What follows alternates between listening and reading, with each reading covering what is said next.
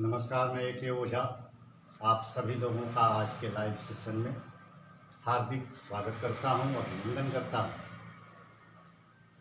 दोस्तों, आज एक बार फिर से समय आ गया है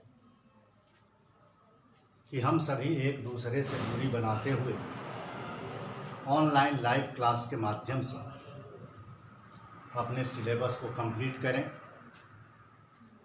शिक्षक के संपर्क में रहें और शैक्षणिक कार्य को पूरा करें। इसी क्रम में आज हमने कहा था, क्षमा करेंगे, थोड़ा लेट हो गया आने में, करीब आधे घंटे। मैंने बताया कि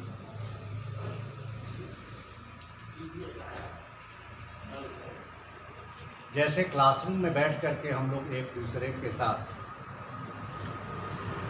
अपने विचारों का आदान प्रदान करते हैं, पढ़ाई करते हैं, अपने सिलेबस को पूरा करते हैं, ठीक उसी तरह से लाइव क्लास में भी हम एक दूसरे के साथ मिल करके और बिना किसी रुकावट के अपना सिलेबस पूरा कर सकते हैं। इसमें कोई दो राय नहीं। ज़्यादा बातें ना करते हुए मैं आता हूँ सीधा अपने सब्जेक्ट के ऊपर। क्लास 10th का रिजल्ट आ चुका है और 10th के स्टूडेंट्स जो 10th पास कर चुके हैं इस साल 11th में जाने वाले हैं। बहुत अच्छा सिलेबस है 11th क्लास का। जिन्होंने 11th क्रॉस किया है, 12th बोर्ड नेक्स्ट ईयर देने वाले हैं, उनके ऊपर भी एक प्रेशर है कि जिस तरह से कोरोना संक्रमण काल में सारे इंस्टीट्यूशंस बंद चल रहे हैं, स्कूल्स बंद चल रहे हैं, तो हमारा सिलेबस कैसे पूरा होगा। तो ऐसे में हमारे पास मात्र एक साधन है कि हम अपने शिक्षकों के साथ ऑनलाइन क्लास में जुड़ करके और अपने सिलेबस को कंप्लीट करें और एग्ज़ाम्स में अच्छे मार्क्स। अगर फिजिक्स रेगुलर लाइव क्लास में फेसबुक पर तो मैं आता रहूँगा बीच बीच में, आप लोगों के अंदर जो भी टॉपिक चल रहा होगा उससे संबंधित जो भी डाउट्स होंगे उनको आप कंप्लीट कर सकते हैं, पूछ सकते हैं। उसका पूरा प्रयास करूँगा कि निराकरण किया जा सके। कंटिन्यू रेगुलर एक लाइव क्लास भी चल रहा है हमारा, उसमें अगर ज्वाइन करना चाहते हैं आप तो अपना व्हाट्सएप नंबर, अपना नाम और पता हमारे फेसबुक पे कमेंट में डाल दें या फिर हमारा नंबर आपको मिल जाएगा इसी फेसबुक अकाउंट पर। तमाम जो पोस्टर्स लगे हुए हैं तो हमारे व्हाट्सएप नंबर पर व्हाट्सएप कर दें, आपके यहाँ लिंक चला जाएगा और नॉमिनल फी में, कम से कम शुल्क में हम लोग पूरे साल फिजिक्स की बहुत ही अच्छी तैयारी कर पाएंगे, इसमें कोई संदेह नहीं। थोड़ी चर्चा अपने सब्जेक्ट का करें, खास करके उन बच्चों के लिए जिन्होंने क्लास 10th पास किया, 11th में आने वाले हैं।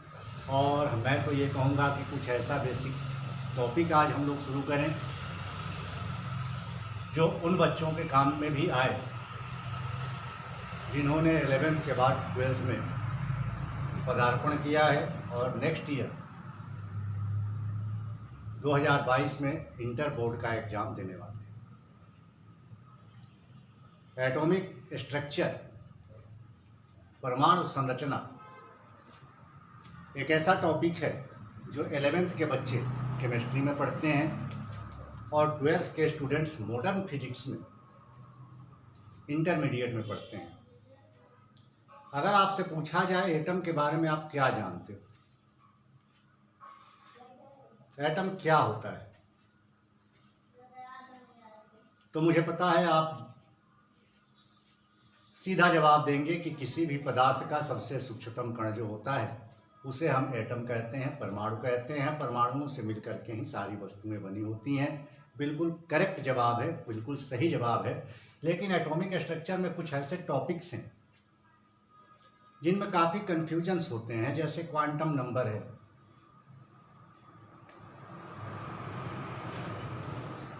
इलेक्ट्रॉनों का विभिन्न कक्षाओं उपकक्षाओं में भरने की जो प्रक्रिया है उसमें काफ़ी कन्फ्यूजन होता है। आपने सुना होगा Bohr's atomic model. Bohr's atomic model कहता है कि atoms are spherical in shape. Central part of atom is consisting with positively charged solid sphere and negatively charged electron particles are always revolving around the positively charged nucleus.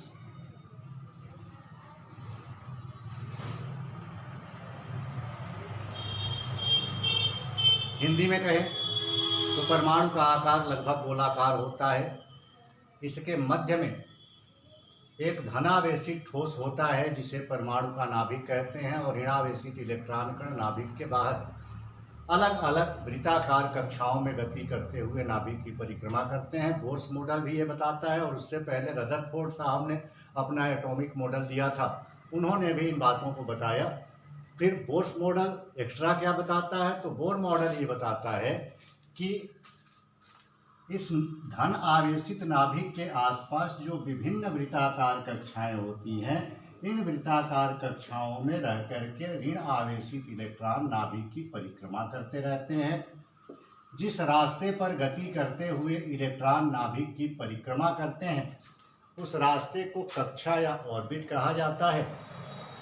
और किसी भी कक्षा में अधिकतम इलेक्ट्रॉनों की संख्या 2n² के बराबर होती है, जहां n कक्षा की संख्या को प्रदर्शित करता है। अब कहिए कि ये तो पहले से हम जानते थे, इसमें कौन सी बड़ी बात है। बिल्कुल आप जानते थे, लेकिन इसके बाद मैं आपको जो बताने वाला हूं, मुझे पूरा भरोसा है कि वो आपको पता नहीं होगा, लेकिन आपको जानना चाहिए। वो क्या बातें हैं भाई? तो उससे पहले मैं एक दो बातें और बता दूं जो आप पहले से जानते हैं कि बोर्स एटॉमिक मॉडल के अनुसार जब परिक्रमण गति करते हुए इलेक्ट्रॉन की ऊर्जा में कमी आती है, according to the principle of electromagnetic radiation, विद्युत चुंबकीय विकिरण का सिद्धांत ये बताता है कि जब परिक्रमण गति, जब किसी आवेशित पदार्थ का परिक्रमण विपरीत आवेश करेगा तो उसकी ऊर्जा में कमी।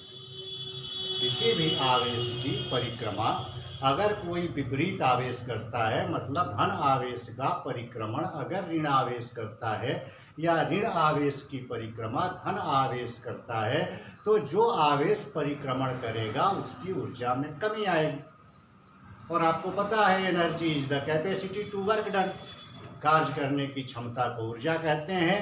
अब बोर्स मॉडल देखा जाए तो इसमें नाभिक धन आवेशित है, इलेक्ट्रॉन ऋण आवेशित है, और धन आवेशित नाभिक के चारों ओर ऋण आवेशित इलेक्ट्रॉन कर परिक्रमण गति कर रहे हैं। इसलिए इस परिक्रमण गति करते हुए ऋण आवेशित इलेक्ट्रॉन कण की ऊर्जा में कमी होती है, और जब इनकी ऊर्जा में कमी होती है तो इनके कार्य करने की क्षमता कम हो जाती है। और जब कार्य करने की क्षमता कम होती है तो मान लीजिए ये नाभिक है, इससे इतनी दूरी पर रह करके ये इलेक्ट्रॉन इसका परिक्रमण कर रहा है इस कक्षा में रह करके, तो इसके कार्य करने की क्षमता जब कम होगी ऊर्जा कम होने के कारण, तो धीरे धीरे इसका परिक्रमण पथ छोटा होता जाएगा, और परिक्रमण पथ छोटा होने के कारण एक ऐसा समय आएगा कि इलेक्ट्रॉन नाभिक में गिर जाएगा। ये रदरफोर्ड एटॉमिक मॉडल का दोष था। इस दोष को दूर करने के लिए नील्स बोर ने जो सिद्धांत बताया, उस सिद्धांत में ये बताया गया कि जब परिक्रमण गति करते हुए इलेक्ट्रॉन की ऊर्जा में कमी आती है तो ये अपनी कक्षा को छोड़कर अंदर आता है, अंदर वाली कक्षा में आता है, मतलब नाभिक से इसकी दूरी कम होती है। लेकिन ऐसा नहीं है कि ये इलेक्ट्रॉन नाभिक में जंप कर जाता है। ये अंदर वाली कक्षा में जब प्रवेश करता है घूमते घूमते, तो यहाँ आने के बाद फिर इसकी ऊर्जा बढ़ जाती है, और ऊर्जा बढ़ती है तो पुनः ये बाहर वाली कक्षा में आता है, फिर ऊर्जा कम होती है, फिर अंदर फिर बाहर, फिर अंदर फिर बाहर, मतलब इलेक्ट्रॉन जो है वो हमेशा अपनी कक्षा को चेंज करता रहता है, किसी अस्थायी कक्षा में बहुत समय तक रह करके परिक्रमण नहीं करता। अब सवाल ये उठता है कि तब भैया ये इलेक्ट्रॉन कितने समय तक किस कक्षा में रहेगा, ये कैसे पता चले? तो बोर्स एटॉमिक मॉडल कहता है कि कोई भी इलेक्ट्रॉन किसी पार्टिकुलर ऑर्बिट में किसी अस्थायी खास कक्षा में केवल उतने ही समय तक रह सकता है जब तक उसके कोणीय संवेग mvr का मान nh/2 के बराबर हो। मीन्स जब तक mvr का मान, यहाँ m इलेक्ट्रॉन का द्रव्यमान है, v इलेक्ट्रॉन का वेग है, r नाभिक से इलेक्ट्रॉन के बीच की दूरी है, n कक्षा की संख्या है, h प्लैंक नियतांक है, प्लैंक कांस्टेंट। तो जब तक mvr का मान nh/2 के बराबर रहेगा तब तक तो ये स्टेबल ऑर्बिट में रहेगा। लेकिन जैसे ही दोनों के मान में किसी का एक का मान कम एक का ज़्यादा होगा तो उस वैल्यू को फिर से इक्वल करने के लिए वो अपना ऑर्बिट क्या करता है, चेंज करता है। अब सवाल उठता है कि जब इलेक्ट्रॉन कक्षा परिवर्तन करता है तो इसकी ऊर्जा में भी परिवर्तन होता होगा। क्यों भाई? तो बोर साहब ने कहा कि ये परिक्रमण गति करता हुआ इलेक्ट्रॉन जब किसी बाहर वाली कक्षा से अंदर वाली कक्षा में प्रवेश करता है तो बाहर से अंदर मतलब नाभिक के पास आते समय इससे छोटे छोटे पैकेट्स के रूप में इस तरह से तरंग गति करती हुई ऊर्जा मुक्त होती है। इस ऊर्जा को क्वांटम ऊर्जा या फोटोन एनर्जी कहा जाता है। क्वांटम भी कह सकते हैं, फोटोन भी कह सकते हैं। आपने सुना है ना पहले, अब तो हम लोग पिक्चर लेते हैं, क्लिक करते हैं डिजिटल कैमरा से या मोबाइल से। पहले एक फोटोग्राफिक प्लेट, एक ऐसा कैमरा आया करता था जिसमें एक फोटोग्राफिक प्लेट लगा होता था, प्लास्टिक पदार्थ का बना होता था, जिसको हम लोग निगेटिव कहते थे।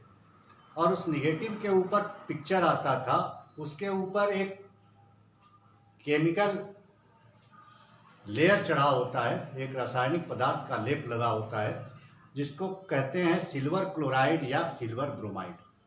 सिल्वर क्लोराइड या सिल्वर ब्रोमाइड की एक खास प्रॉपर्टी होती है, खास गुण होता है कि जैसे ही उसके ऊपर प्रकाश पड़ेगा वो वेपोराइज हो जाएगा, उसका वाष्पीकरण हो जाएगा। इस पे चर्चा कभी फिर बाद में करेंगे। यहाँ आते हैं तो वो फोटो एनर्जी के कारण फोटो खींचा जाता था, इसलिए उसको पिक्चर नहीं कहते थे हम लोग, क्या कहते थे? फोटो। कहाँ जा रहे हो भैया? तो फोटो खिंचवाने जा रहे हैं। फोटो का है, तस्वीर को तो इंग्लिश में पिक्चर कहते हैं, तो फोटो खिंचवाना मतलब क्या हुआ? तो फोटोन एनर्जी से उसका रिलेशन था, इसलिए उसको हम लोग फोटो कहते थे। यही इलेक्ट्रॉन जब अंदर वाली कक्षा से एनर्जी लेकर के फिर से बाहर वाली कक्षा में वापस लौटता है तो ये जितनी एनर्जी अंदर आते समय इसने त्याग किया था, मुक्त किया था, उतनी एनर्जी गेन करता है, अवशोषित करता है। फिर अंदर आएगा, फिर ऊर्जा मुक्त होगी, फिर बाहर जाएगा, ऊर्जा को अवशोषित करेगा। और कक्षा परिवर्तन के कारण इलेक्ट्रॉन के ऊर्जा में हुए परिवर्तन का मान डेल्टा ई बराबर एच न्यू के बराबर होता है। ये तीन मुख्य बातें बोर्स एटॉमिक मॉडल में बताई गई। क्या बताया गया कि परमाणु का आकार लगभग गोलाकार होता है, इसके मध्य में एक धनावेशित नाभिक होता है और इस नाभिक के बाहर अलग अलग वृत्ताकार रास्तों पर गति करते हुए इलेक्ट्रॉन नाभिक की परिक्रमा करते हैं। जिस रास्ते पर गति करते हुए इलेक्ट्रॉन नाभिक की परिक्रमा करते हैं उस रास्ते को कक्षा या ऑर्बिट कहा जाता है। और किसी भी ऑर्बिट में maximum number of electron 2n² के बराबर होते हैं, जहां n कक्षा की संख्या को प्रदर्शित करता है। जब परिक्रमण गति करते हुए इलेक्ट्रॉन की ऊर्जा में कमी आती है तो ये अपनी खोई हुई ऊर्जा को पुनः प्राप्त करने के लिए अंदर वाली कक्षा में प्रवेश करते हैं और ऊर्जा प्राप्त करके फिर से बाहर वाली कक्षा में लौट जाते हैं। जब इलेक्ट्रॉन बाहर वाली कक्षा से अंदर वाली कक्षा में आता है तो ये छोटे छोटे पैकेट्स के रूप में तरंग गति करती हुई ऊर्जा मुक्त करता है, एनर्जी रिलीज करता है। उस ऊर्जा को हम क्वांटम ऊर्जा या फोटोन ऊर्जा कहते हैं। और क्वांटमों के समूह को, क्योंकि एक छोटा पैकेट तो निकलेगा नहीं, क्रम से बहुत सारे छोटे छोटे पैकेट्स के रूप में एनर्जी रिलीज होती है, तो बहुत सारे पैकेट्स का जो समूह होता है उसको हम कहते हैं क्वांटा। यही इलेक्ट्रॉन जब अंदर वाली कक्षा से बाहर वाली कक्षा में जाता है, वापस लौटता है, तो ये ऊर्जा का अवशोषण करता है। कक्षा परिवर्तन के कारण इलेक्ट्रॉन के ऊर्जा में हुए परिवर्तन का मान delta E is equal to h nu होता है, जहां डेल्टा E इलेक्ट्रॉन के ऊर्जा में हुए परिवर्तन का परिमाण है, H प्लांक नियतांक और न्यू आवृत्ति को प्रदर्शित करता है। बिल्कुल सही सोच रहे हैं आप। कोई भी इलेक्ट्रॉन किसी अस्थायी कक्षा में केवल उतने समय तक रहता है जब तक उसके एंगुलर मोमेंटम कोणीय संवेग का मान mvr is equal to nh/2π के बराबर। अब आप कहेंगे कि ये सब तो हम जानते थे। बिल्कुल आप जानते होंगे, अच्छे स्टूडेंट्स हैं आप। लेकिन आप ये बताएं, सोचने वाली बात क्या है कि जब ये इलेक्ट्रॉन, मान लीजिए ये फर्स्ट ऑर्बिट है, ये सेकेंड ऑर्बिट है, ये थर्ड ऑर्बिट है, तो फर्स्ट थर्ड ऑर्बिट से इलेक्ट्रॉन की ऊर्जा कम हुई तो ये सेकेंड ऑर्बिट में आया। सेकेंड ऑर्बिट में आया तो इसकी एनर्जी इंक्रीज हो गई, बढ़ गई, और फिर से ये थर्ड ऑर्बिट में लौट गई। ठीक है, तो ये इस सिद्धांत को देख करके क्या लगता है, थर्ड ऑर्बिट में तीसरी कक्षा में ऊर्जा का मान अधिक होगा या दूसरी में? कोई भी पागल होगा, बिना पढ़ा लिखा होगा, तो ये बता सकता है कि जाहिर है कि कक्षा 3 में ऊर्जा कम होगी, तभी वो कक्षा 3 से 2 में आता है तो इसकी एनर्जी बढ़ जाती है, और एनर्जी बढ़ जाती है तो फिर ये तीसरी में जाता है, तीसरी में जाता है जैसे ही, वैसे उसकी एनर्जी कम हो जाती है। सेकंड में आता है तो ज़्यादा हो जाती है, फर्स्ट में आता है तो उससे भी ज़्यादा हो जाती है। तो इलेक्ट्रॉन जैसे जैसे नाभिक के नज़दीक आएगा वैसे वैसे उसकी ऊर्जा में वृद्धि होती है, और जैसे जैसे ये नाभिक से दूर जाता है वैसे वैसे ऊर्जा में कमी आती है, अकॉर्डिंग टू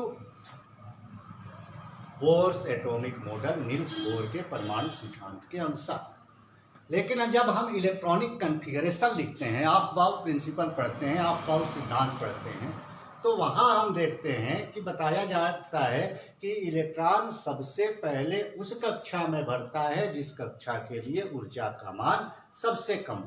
विस्तार से इस पर चर्चा करेंगे क्वांटम नंबर पढ़ने के बाद, तब ज़्यादा समझ में आएगा। अभी फिलहाल ये समझें कि जिस कक्षा में इलेक्ट्रॉन की ऊर्जा का मान सबसे कम होता है उसमें इलेक्ट्रॉन पहले भरता है, और जिसमें ऊर्जा का मान अधिक होता है उसमें इलेक्ट्रॉन क्या होता है, बाद में भरता है।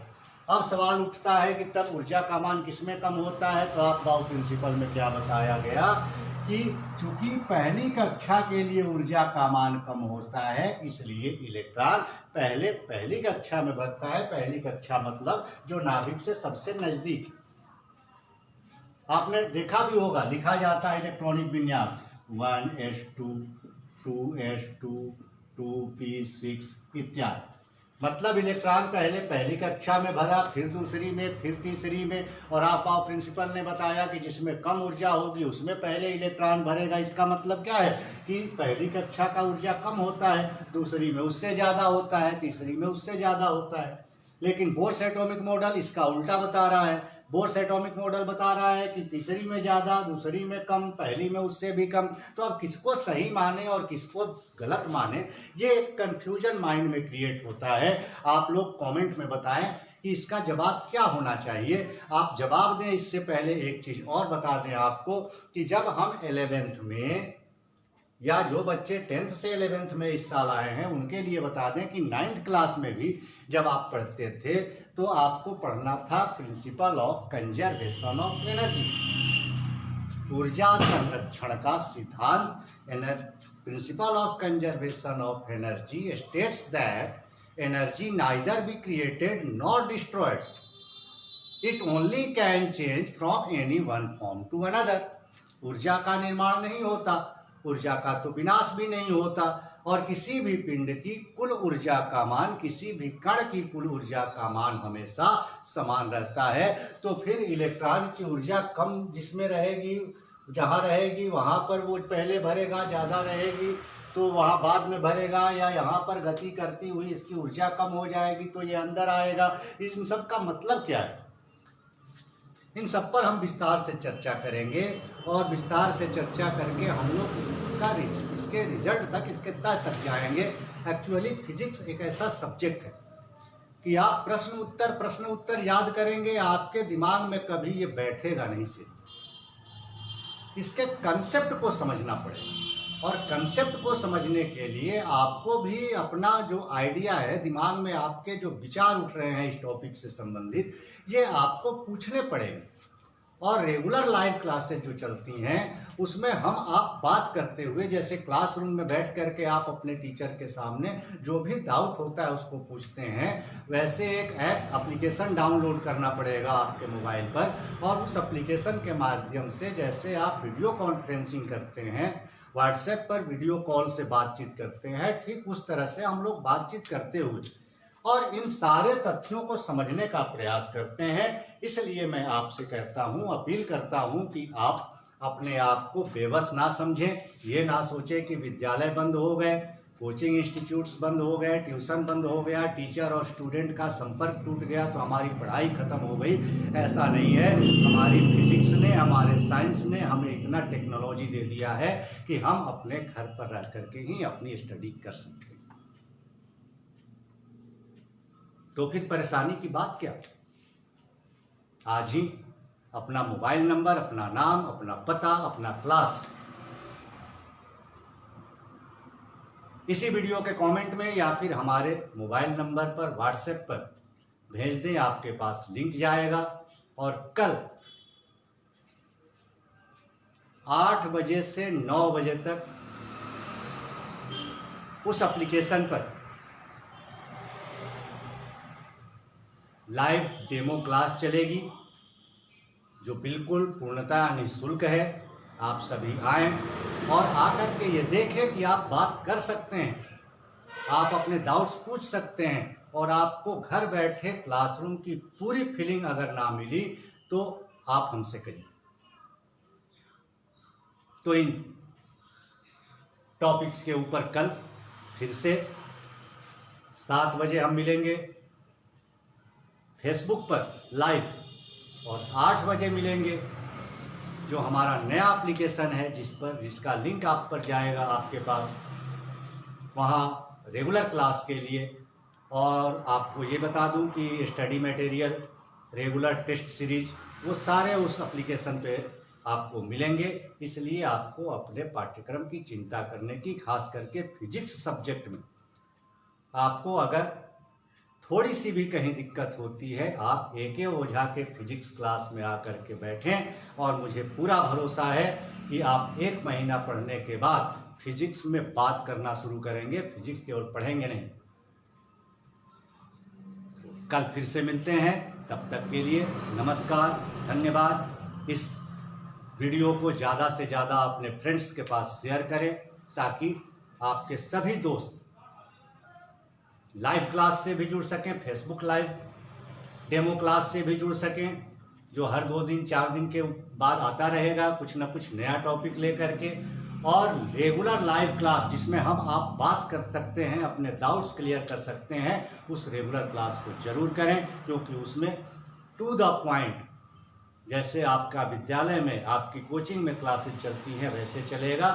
फेसबुक लाइव पर तो अलग अलग टॉपिक्स अलग अलग दिन हम लोग डील करेंगे, लेकिन उसमें रेगुलर जैसे 12th के स्टूडेंट्स होंगे तो इलेक्ट्रोस्टैटिक्स से उनकी क्लास स्टार्ट होगी, स्थिर विद्युत से, और समय से आपके एग्ज़ाम से 1 महीना पहले आपका सिलेबस आपको कंप्लीट मिलेगा। जो बच्चे 10th के बाद 11th में आ रहे हैं उनके लिए मैं बताना चाहूँगा कि उनकी क्लासेस बिल्कुल यूनिट्स एंड डायमेंशन, यूनिट क्या होता है, डायमेंशन क्या होता है, फिजिकल क्वांटिटीज़ क्या होती हैं, किस किस प्रॉपर्टी के आधार पर फिजिकल क्वांटिटीज़ को कितने पार्ट्स में डिवाइड किया जाता है, ये सब कुछ पढ़ते हुए पूरे 11th के सिलेबस को कंप्लीट करेंगे। और 10th में जो बच्चे इस साल गए हैं, 10th के बच्चों के लिए भी एक बैच हम स्टार्ट करने वाले हैं बहुत जल्दी। इसलिए उन सभी स्टूडेंट्स को भी आप बता दें कि आप फिजिक्स को रटना नहीं, समझना चाहते हैं और फिजिक्स पढ़ना नहीं, खेलना चाहते हैं, प्ले फिजिक्स विथ AK ओझा, इस स्लोगन के साथ, तो आप हमारी क्लासेस को जरूर ज्वाइन करें। धन्यवाद, नमस्कार।